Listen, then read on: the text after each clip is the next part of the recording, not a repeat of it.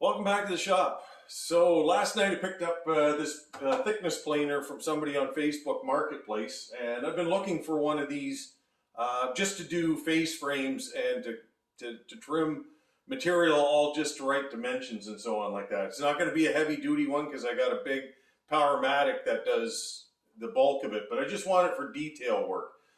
But anytime you buy something used, you never know what you get. So the deal was, when I bought this, the guy told me, he said it was a renter that he was renting his house to, and this guy had left it in the basement. And from what my observation is, it was probably an unheated basement for about 2 years, or at least really cold, but sitting, I think, on a concrete floor. So this thing has just this spalling all the way around it. It's almost like it turns the metal to powder. But here's the thing. It got underneath the platen right here.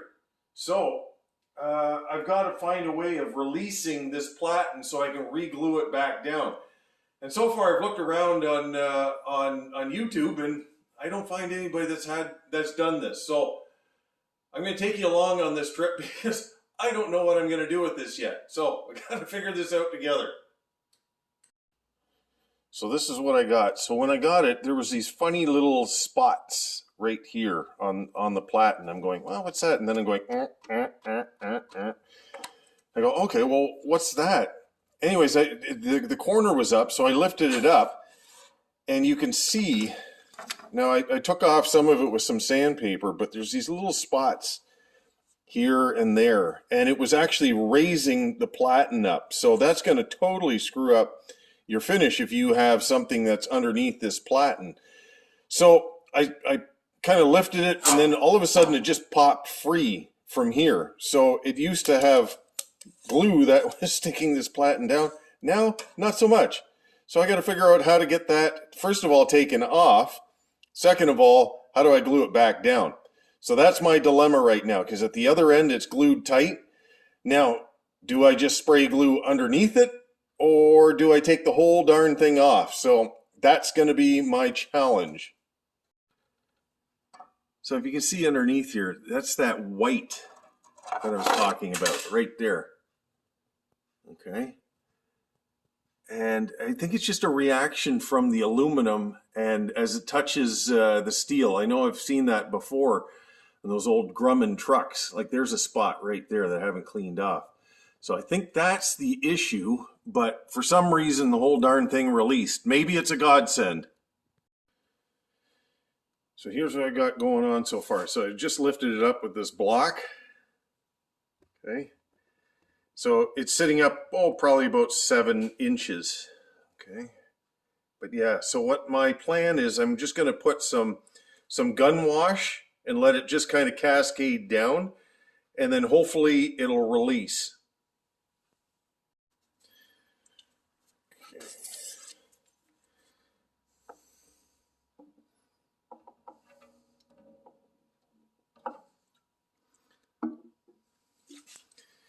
I remember doing things like this with plastic laminate to get countertops when you have you got a mistake or something like that. You just kind of let it sit, let it percolate a little bit.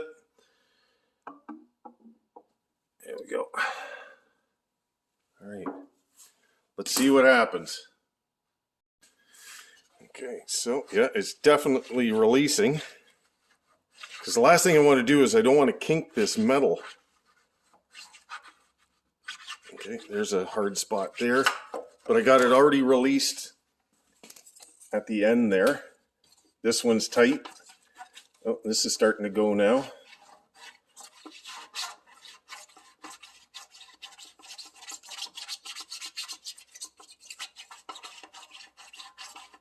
There it goes.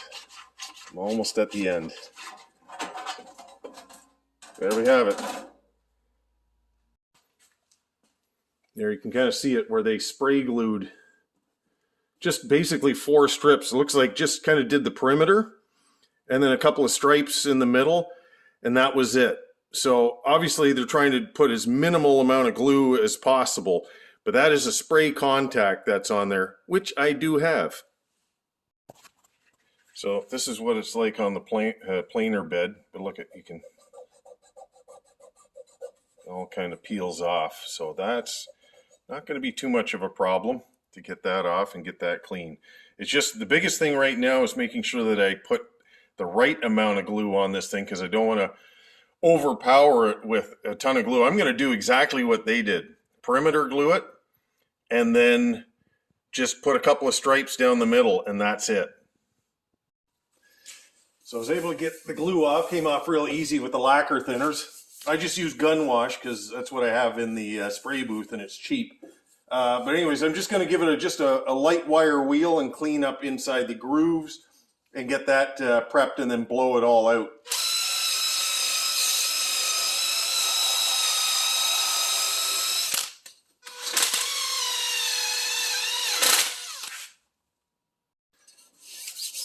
Just going to go over with 120 just to give it that tooth, so the glue has got something to grab onto. Not caring about the grain. I don't really care. All I care about is just getting this thing prepped. You can actually smell it as I'm cutting into that kind of aluminum finish on it. I don't want to use an orbital on something like this, because last thing I want to do is roll an edge or do something like that. Doesn't need much, I don't think.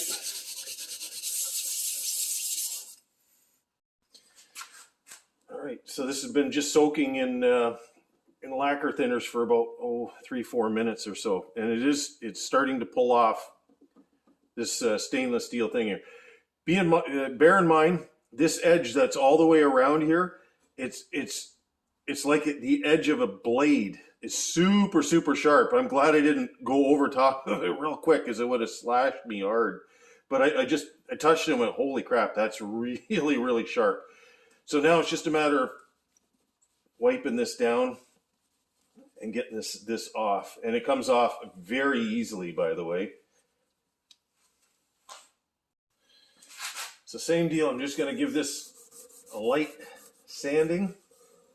I'm being very careful not to touch this edge here. Like I said, it is so sharp.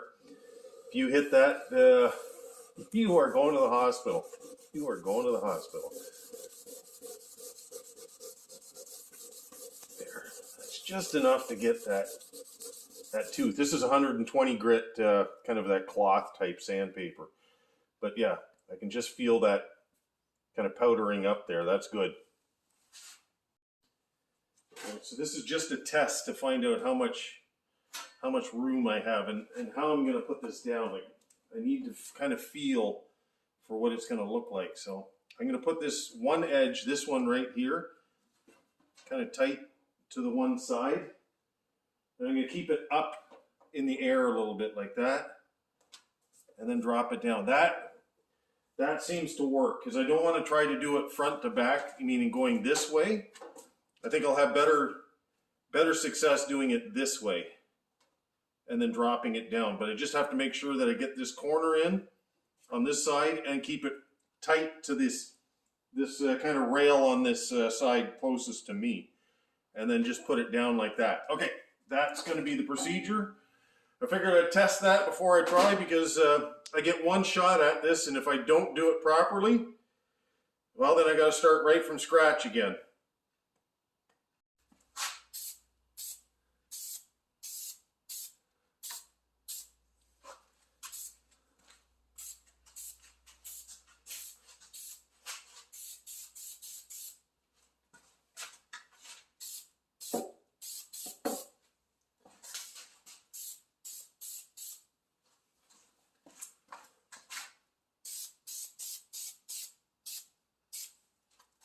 Okay, that looks good.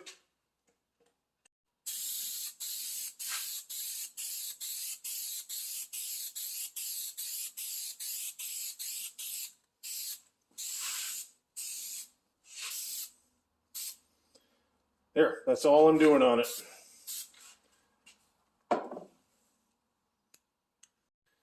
Okay, this is it. So it should feel just dry to the touch. You can't feel wet. Okay, and it's a feel thing, right? You put your back of your hand, if you're your hairs just start to stick to it, that's about perfect. But if you have it on wood, you'd feel it, and it doesn't feel cold anymore. That's but on metal here, this is probably a little bit different. So, okay, line this up. And then just double check it. That's it. That is it. Oh yeah. Okay. I'll just roll this thing out proper. But that worked out really, really well. There we go. That is just beautiful. I think that's actually probably better than factory because I prepped everything before it went down, meaning I sanded it to give it that kind of that tooth. So anyways, that worked out better than I thought. Well, there you go. Fixing the platen on a DeWalt 13-inch planer. All in, probably about an hour and a half. Probably went a little slower just because, you know, you're trying to figure things out, but that's part of what you have to do when you have a woodworking shop and you need to figure stuff out. You just have to go at it slowly until you understand exactly what you're doing with it, and go from there. So if you ever have this problem, hopefully not, but if you ever have to do it, well, there's your procedure on how to do it. Anyways, you guys have a great day.